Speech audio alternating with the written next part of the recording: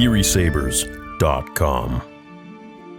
All right, look, everyone's talking about this. I discussed this on Rule of Three and gave my points. Ryan Gosling is going to be in the next Star Wars movie, and it's going to be directed by Sean Levy. Sean Levy directed Deadpool and Wolverine, which was, of course, a hit because the characters are extremely popular. It's gonna get good. Now, everyone's kind of losing their mind over this. They're going crazy. A lot of people are saying, like, we're so back, blah, blah, blah. I've fallen prey to this, too. We know nothing. You know, having a talented actor like Ryan Gosling, who's great. I mean, I've been watching him since Breaker High. And if you know that show, then you're a real Ryan Gosling fan back in the 90s. And Sean Levy, yeah, I mean, he made a good blockbuster hit. But at the end of the day, what does that mean for Star Wars? It doesn't mean anything. We've had amazing directors or, cinematography and, up the yin-yang and John Williams and this and that. But yet it's never really landed. It's never felt like Star Wars, except for Mandalorian Season 1 and 2 and Tales of the Jedi. Why? Because those people actually knew Star Wars, right? Jon Favreau and Dave Filoni. But these two guys, I mean, this is just an A-list celebrity, and this is I guess, A-list director or a B-list director, I don't really know. But when it comes to Star Wars, it's extremely unique, where it's not a Marvel movie where you can just kind of play around and have fun. You need to really understand not only the lore, but you need to understand the characters that you're involved with, and also the mythos of Star Wars. The overlooming aspect and rules and mathematical equations within Star Wars. The things you can and can't do, such as the Force. Now, if he's going to create something to do with a Jedi or Force user, I mean, okay, cool, but what does he really know about Star Wars? And again, I'm not trying to be a stick in the mud. I'm just kind of now at this point, having gotten excited for every new project that was coming out only to be disappointed. No! No! No! No! Shut your face! Bro, how'd she get here before him? Because we're getting, this big celebrity or that big director. I mean, Rian Johnson, look, as much as I had my problems with The Last Jedi, it was a beautifully directed film. It looked very cinematic. The cinematography was great.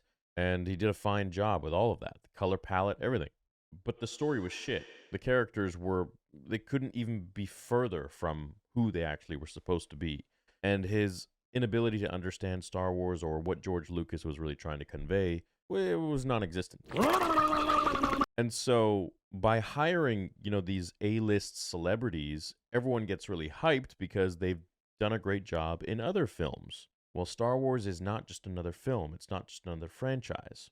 It's very, very special, and you have to understand so much of it, and it has to be very close to you beyond just a big payday. So, Ryan Gosling can act in anything. It depends on the script. Sean Levy, how good is he with Star Wars? What's he going to do? What's he going to make?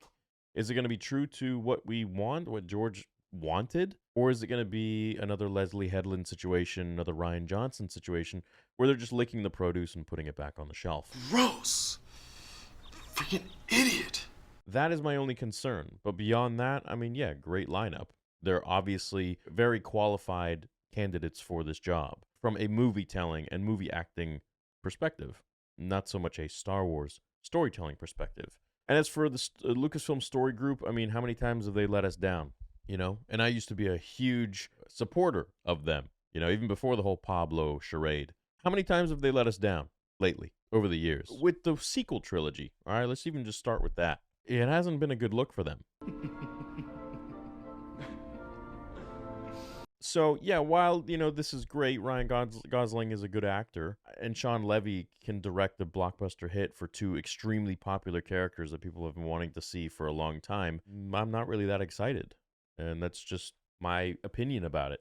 Too many times we've been fooled, and I'm speaking to myself because how many videos have I made where I'm like, I'm so excited for this, only to have it come out and be like, well, what the hell? What happened? You can announce the most amazing characters like Kenobi show and this and that, but at the end of the day, if you have the wrong writers, Stuart Beattie, for example, maybe not as famous, well known as Ryan Gosling or Sean Levy for his latest production of Deadpool and Wolverine, but yet he created the most meaningful, entertaining, beautiful script treatment for the Obi-Wan Kenobi trilogy. I think that man really understands Star Wars, right? The same with Colin Trevorrow, who was supposed to do Episode 9. His script for Duel of the Fates, which is leaked all over the internet, you can go read it at your own discretion. Great. It was so much better. I mean, the character themes, the character progression, everything, the villains that he had in there, what he did with Rey, what he did with Kylo. I don't even think Rian Johnson or J.J. Abrams could have come up with something better. It was light years ahead of anything Rian Johnson or J.J. Abrams could have come up with, even if they were bestowed with all of the powers of creativity and understanding Star Wars. You just don't know. I don't know. I don't know. So it kind of just goes to show at the end of the day, if you're a fan of Star Wars and you don't just want to lick the produce, put it back on the shelf, get a good stamp of a Star Wars project on your resume, and you're really going to stay true to these characters, you're going to really throw yourself in there and imagine how would they think, but even beyond that, how would George Lucas write these characters? How would he progress this story? And to a lot of people, that aren't really Star Wars fans or George Lucas fans, I would assume, would say, well, it's not George's anymore. Well, yes, but he created this whole thing. So if you have a restaurant that has a precedent of a certain taste of 40 years of this recipe, you now get someone else that came in and they changed the recipe. Well, what's not the same recipe? Well, what the hell? It's the thing that was 40 years for famous, this goddamn meal, this goddamn sauce, and you're changing the this homemade secret sauce. So yeah, great lineup, but it means nothing to me. So all of these titles and headlines saying that this is Star Wars is so back. It's like, no, it's just two A-list celebs. The 3-time Oscar nominee is in negotiations to topline the Star Wars feature project that will be directed by Deadpool and Wolverine filmmaker Sean Levy. Tells me nothing about Star Wars. 3-time Oscar nominee, yeah, for other movies, not Star Wars. Details on any Star Wars project are harder to acquire than plans for an orbital planet killer, and this one is no exception. Levy has been developing his Star Wars feature since 2022, and Jonathan Tropper, who collaborated with Levy on films such as This Is Where I Leave You and The Atom Project, has been working on a script for over a year. Levy is also producing the feature via his 21 Laps banner, joining Star Wars stewards Kathleen Kennedy and Lucasfilm. Yay. It is unclear when Levy's project is set. Star Wars stories have run the gamut of hundreds of years, detailing the goings on. Well, not really. They've kind of just stuck within a certain timeline. The only hundreds of years thing they did was The Acolyte, which was travesty. Yeah, horrible. It's also unclear if it concerns Jedis. Okay, if it concerns Jedi and their enemies. The Sith, it is, however, to be unconnected to the so-called Skywalker saga. The story is centered on a well-established and beloved character, Luke Skywalker, and his father, Anakin. It is meant to be a standalone movie, sources tell The Hollywood Reporter. Lucasfilm had no comment on any impending deal or the project's details. Sources say that Gosling development is a late-in-the-game move for Levy's movie schedule. The filmmaker was eyeing to direct a boy band movie set up at Paramount, which would have reunited him with Ryan Reynolds and Hugh Jackman. But Gosling's interest and involvement suddenly shifted the Star Wars project into hyperspace. If a deal makes, the project would continue to fly like the Millennium Falcon, becoming not only Levy's next movie, but also the next Star Wars movie to go into production. With cameras potentially rolling this fall, The Mandalorian and Grogu wrapped in mid-December and will be released on May 22, 2026. So about a year and 4 months. Yeah, give me a Ryan Gosling film, but at the end of the day, if it's a bad story, it's not gonna be great for the fandom, and it won't be great for the Star Wars brand. Having him in there is definitely a plus, right? As a actor, he brings that dark, gritty feel.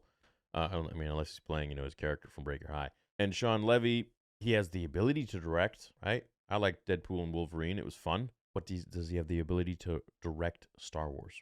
And that all comes down to the writers, directors, and everyone else behind the camera. So we'll see. Let me know what you think. Are you super stoked and excited for this? Or are you just like, whatever. I don't really care anymore. We'll see what the chat says. Love you guys. Have a great day. May the Force be with you always. And I'll see you at MegaCon.